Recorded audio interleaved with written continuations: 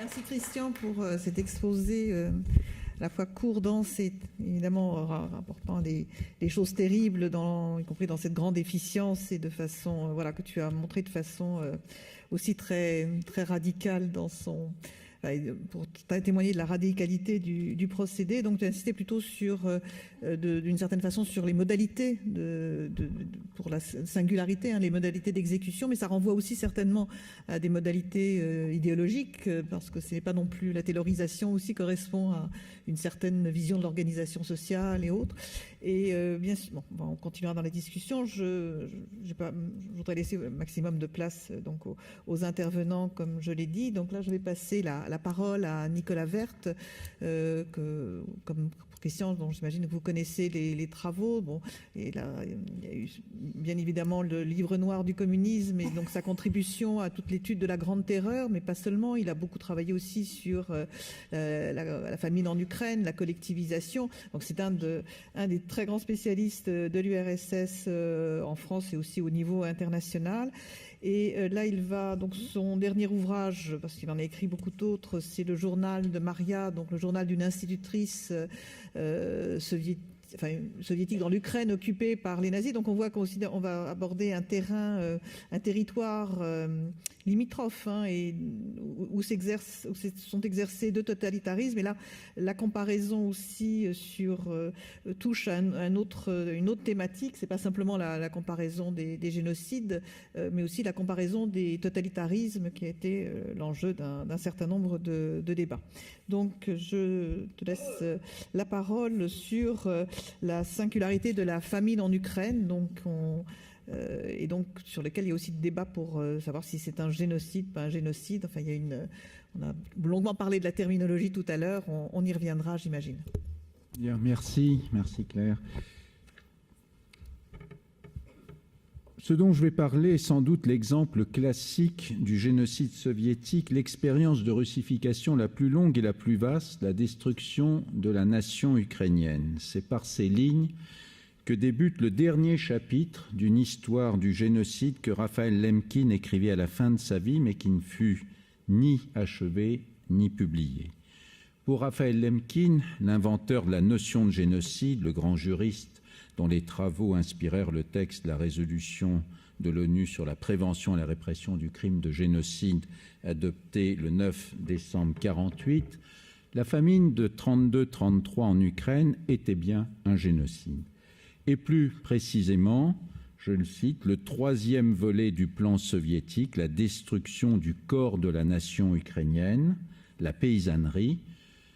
Et quelques lignes avant, Lemkin précisait que le premier coup avait été porté contre l'intelligentsia ukrainienne, le cerveau de la nation, le second contre l'Église, son âme.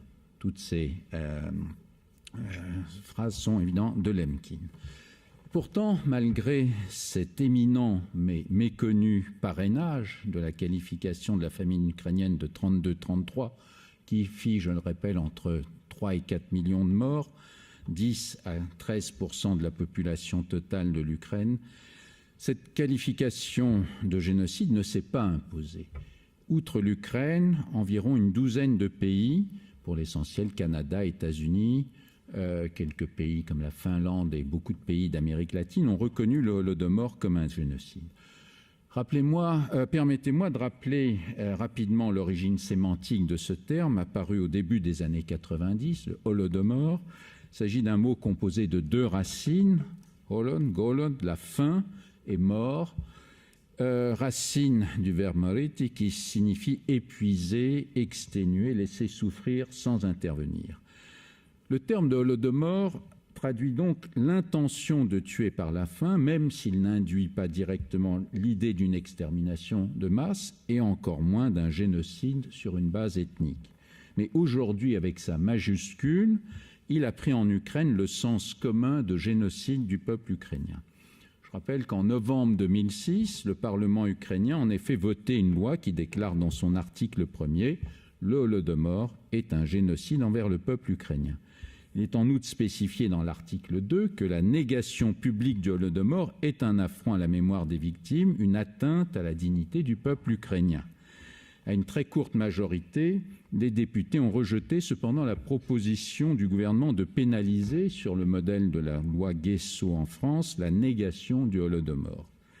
Lors de ce débat, la minorité russophone, représentée par le Parti des régions de Yanukovych, et le Parti communiste, évidemment fortement opposé à la qualification de la famine de 32-33 comme génocide, la considérant comme une sorte de dommage collatéral d'une collectivisation des campagnes jugée indispensable pour moderniser l'URSS, éliminer les ennemis du régime.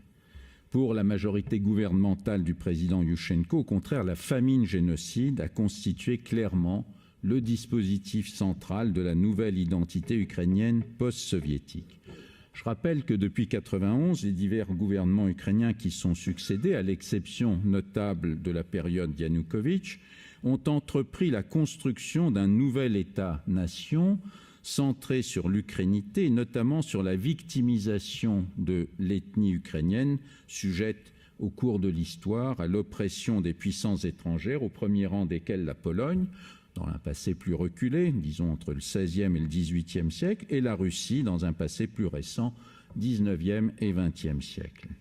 On le sait, toute collectivité en cours de reconstruction identitaire, et il s'agit bien de cela, on est très au-delà depuis 1991 d'un simple changement de système politique, toute collectivité identitaire en cours de reconstruction identitaire, comme l'Ukraine, a besoin de se redéfinir, de redéfinir la mémoire collective et nationale dans laquelle elle s'enracine, de revisiter son passé en choisissant un certain nombre d'événements historiques qui vont asseoir la nouvelle geste nationale. Et aujourd'hui, ce mythe national se construit en priorité autour de la victimisation du peuple ukrainien. Et dans ce dispositif, évidemment, le Holodomor joue un rôle central. On est donc passé très brutalement d'un silence assourdissant autour de la famine, totalement occulté par le régime soviétique. Je rappelle qu'il n'y a pas un mot sur cette famine dans le rapport secret de Nikita Khrouchtchev au 20e congrès du PCUS en 1956, que la première mention officielle de la famine date de 1987. On est passé donc d'une sorte de silence assourdissant à une instrumentalisation politico-mémorielle à grande échelle de cette tragédie. En témoignent les très nombreux mémoriaux Holodomor érigés depuis les années 90 en Ukraine, le premier d'entre eux se dressant à Kiev, en aplomb du Dniepr, tout près de l'immense statue à la mère patrie soviétique victorieuse dans la Grande Guerre patriotique. Les historiens ukrainiens en premier lieu ne sont pas dupes de cette instrumentalisation et de l'inflation un temps galopante du nombre officiel des victimes, 7, 10, voire 12 millions de victimes selon certains médias ukrainiens dans les années 2000. Pour autant, ils font justement remarquer que les recherches extrêmement dynamiques sur la famine de 32-33 n'ont rien d'une commande et qu'elles ont débuté bien avant, dès le début des années 90, bien avant que les politiques ne se saisissent du sujet. Alors qu'a-t-on appris sur cette famine depuis les premiers travaux pionniers, milieu des années 90, de James Mace, de Robert Conquest, travaux fondés pour l'essentiel sur les témoignages des survivants émigrés au Canada et aux États-Unis. L'accès aux archives et les très très nombreux travaux d'historiens ukrainiens pour l'essentiel ont permis de reconstituer précisément au jour le jour les processus politiques à l'origine de ce que James Mace appelait cette man-made famine. Et la reconstitution de la chaîne décisionnelle, qu'est-ce qu'elle montre? Elle montre clairement que Staline et ses plus proches collaborateurs ont, à partir de septembre-octobre 1932, en Ukraine et au Kouban, qui est une riche région agricole du Caucase du Nord peuplée majoritairement d'Ukrainiens, dans ces régions et uniquement dans ces régions, intentionnellement aggravé une famine qui commençait à se développer depuis le printemps de cette année, comme dans d'autres régions de l'URSS.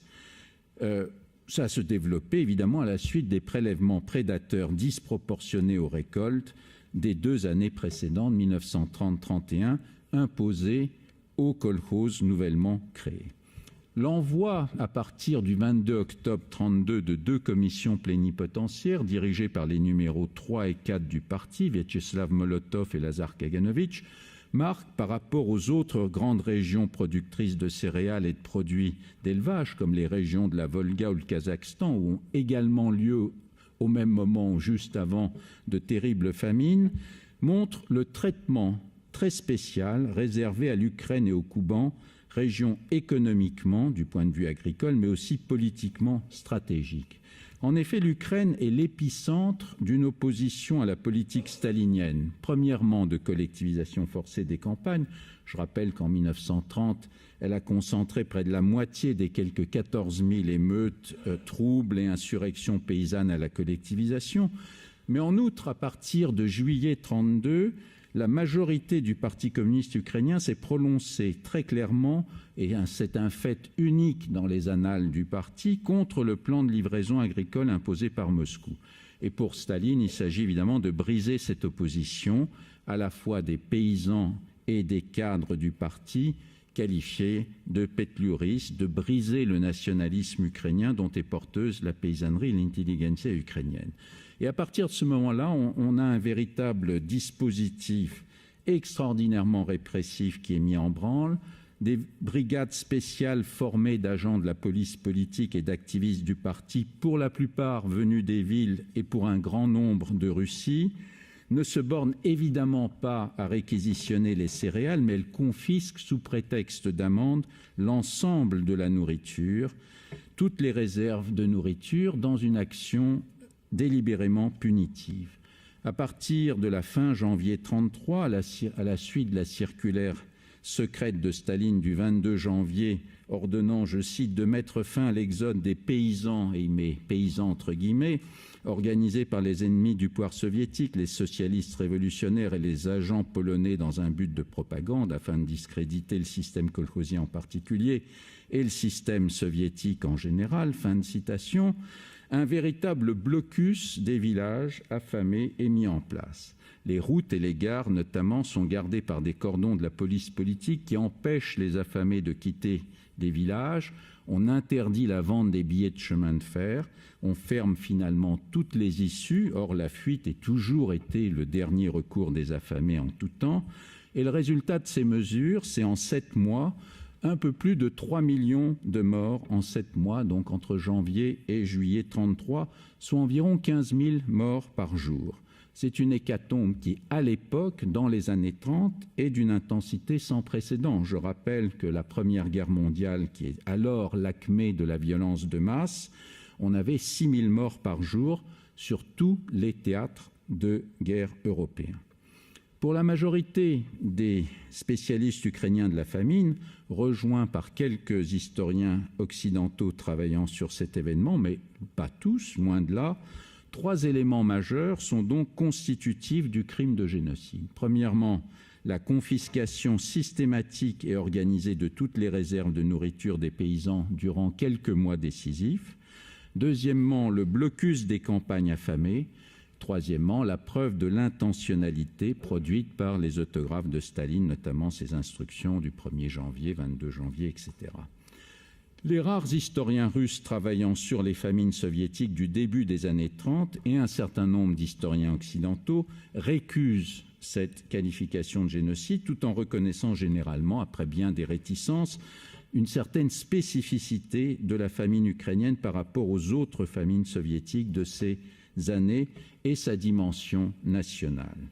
En effet, objecte-t-il, Staline visait les paysans d'Ukraine en tant que paysans et non en tant qu'Ukrainiens, point crucial s'agissant de la qualification juridique de génocide, la Convention du 9 décembre 1948 ne reconnaissant pas les groupes sociaux comme groupes victimes. Il me semble important néanmoins de souligner ici le point suivant. Aux yeux de Staline, et j'en terminerai dans 2 minutes pour respecter les 15 minutes, aux yeux de Staline, qui se considérait était tenu dans les cercles bolcheviques comme le grand expert en matière de politique des nationalités, la question paysanne ukrainienne, à laquelle il était tout particulièrement attentif déjà depuis les années de la guerre civile, était, je cite Staline, par essence une question nationale, la paysannerie constituant la force principale du mouvement national. Briser la paysannerie ukrainienne par l'arme de la faim, c'était évidemment briser le seul mouvement national capable de s'opposer au processus de construction de l'URSS sous l'égide de Moscou. Au moment où la famine tuait 15% des paysans ukrainiens en 7 mois, des millions de survivants restant évidemment profondément traumatisés dans leur chair et leur esprit par cette terrible expérience, d'autres politiques, comme le notait Raphaël Lemkin, étaient sciemment mises en œuvre pour soumettre l'Ukraine et briser son identité en tant que nation. Répression contre les élites ukrainiennes, plus de 250 000 arrestations en 1932-1933, un nombre sans commune mesure avec les autres régions soviétiques, arrêt brutal de la politique de promotion des cadres ukrainiens, désukrainisation culturelle de tous les Ukrainiens vivant hors de la RSS d'Ukraine, fermeture des écoles, publication en ukrainien, persécution anti-religieuse des uniates, etc. Je voudrais quand même rappeler aussi un autre point crucial de la réflexion de Raphaël Lemkin sur le génocide. Je cite Lemkin, « Le génocide ne signifie pas forcément la destruction immédiate d'une nation. Par ce terme, on entend plutôt un plan coordonné de multiplication des actes visant à détruire les fondements essentiels de la vie des groupes nationaux. » Alors, évidemment, le Holodomor a été foncièrement différent de la Shoah et d'autres génocides du XXe siècle. Il ne se proposait pas l'extermination de l'ensemble du groupe. Il ne reposa pas sur le meurtre direct des victimes. Il fut motivé et élaboré politiquement et non sur des bases ethniques ou raciales. Il ne frappa pas exclusivement des citoyens soviétiques de nationalité, dans le sens soviétique de ce terme ukrainienne, même si ceux-ci ont représenté près de 92% des victimes, les 8% restants étant des citoyens soviétiques vivant en Ukraine, mais de nationalité allemande, polonaise ou juive. Le régime stalinien visait non pas l'ethnie ukrainienne en tant que telle, bien sûr, mais les habitants de l'Ukraine au sens défini par James Mace de Civic Nation. Il existera toujours une forte tension entre l'histoire qui tend vers la distinction et la différenciation et le droit qui tend vers l'inclusion et la généralisation. En tant qu'historien, évidemment, je plaide pour des recherches sur les violences extrêmes libérées du joug des définitions juridiques. Et je voudrais rappeler, pour terminer, que dans l'URSS des années 30, ni les nomades kazakhs, dont plus d'un tiers mourut de faim en 2 ans, entre 1931 et 1933, ni les paysans des régions de la Volga, dont 8 à 9% moururent de faim, ni les paysans dékoulakisés de toutes les régions de l'URSS déportés vers la Sibérie, le Kazakhstan et l'extrême nord. 15% au moins de ces parias moururent de faim et d'épuisement au cours de la seule année 1933. Tous ces gens ne furent évidemment pas victimes d'un génocide, mais ils sont morts en masse, oubliés et ignorés, et pour toute une série de raisons, personne aujourd'hui ne mentionne ni ne revendique ces morts, mais eux aussi ne doivent pas être oubliés. Merci.